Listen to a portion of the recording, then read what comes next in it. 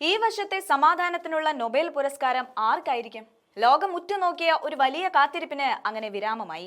ട്രംപിന്റെ ചിരകാല സ്വപ്നങ്ങളെ തച്ചുടച്ചുകൊണ്ട് സമാധാനത്തിനുള്ള നൊബേൽ പുരസ്കാരം വെനസ്വേലിയൻ വനിത മരിയ മച്ചാഡോയ്ക്ക്.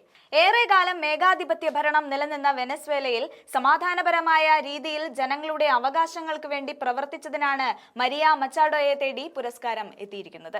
താൻ നൊബേൽ പുരസ്കാരത്തിന് അർഹനാണെന്ന വീരവാദമുയർത്തിയ ട്രംപിന് ഒടുവിൽ മരിയയുടെ നേട്ടം തിരിച്ചടിയായിരിക്കുകയാണ്.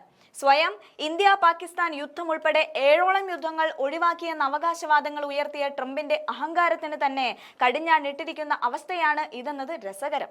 ലോകത്തിലെ ഏറ്റവും വിലപ്പെട്ട പുരസ്കാരം അർഹതയുള്ളവരുടെ കൈകളിൽ മാത്രമേ എത്തുകയുള്ളൂ എന്നതും സ്വതന്ത്രമായാണ് നോർവീജിയൻ കമ്മിറ്റി പ്രവർത്തിക്കുന്നതെന്നതും ട്രംപിന്റെ നൊബേൽ മോഹങ്ങൾക്ക് തടസ്സമായി എന്നേ പറയാൻ സാധിക്കൂ.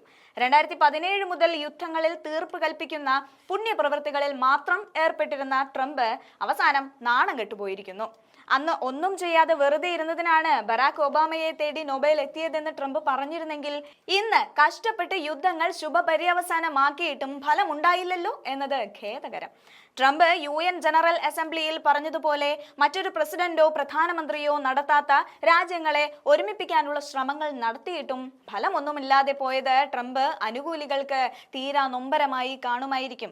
അല്ലെങ്കിലും ഒരു വശത്ത് നിന്ന് തീരുവ ഉയർത്തി രാജ്യങ്ങളെ ഞെരുക്കിയ തനിക്ക് നൊബേൽ ലഭിക്കാൻ സ്വയം വിശേഷണങ്ങൾ മാത്രം പോരെന്ന ധാരണ ഇപ്പോൾ അദ്ദേഹത്തിന് ഉണ്ടായിട്ടുണ്ടാവാം. തീവ്രവാദം മുറുകെ പിടിക്കുന്നവർ മാത്രമാണ് ട്രംപിന് നൊബേൽ ലഭിക്കാൻ അർഹതയുണ്ടെന്ന് വാദം നിരത്തിയതെന്നതും ശ്രദ്ധേയമാണ്. എന്തായാലും നൊബേലിന് വേണ്ടി ഇനി ട്രംപ് രാഷ്ട്രീയം കളിക്കുന്നത് ഒഴിവാക്കുമായിരിക്കാം. നൊബേൽ മോഹം പാടെ അങ്ങ് ഉപേക്ഷിക്കുന്നതാകും നല്ലത്. കാരണം അത് അർഹതയുള്ളവർക്ക് മാത്രം ലഭിക്കുന്ന ഒരു പുരസ്കാരമാണ്. ജനാധിപത്യത്തിലെ നീതിയുക്തവും സമാധാനപരവുമായ പ്രവർത്തനങ്ങൾക്കുള്ള ഒരു ഒളിമങ്ങാത്ത അംഗീകാരമാണ് നൊബേൽ എന്ന് ഇനിയെങ്കിലും ട്രംപിന് ബോധ്യമുണ്ടായാൽ നന്ന്.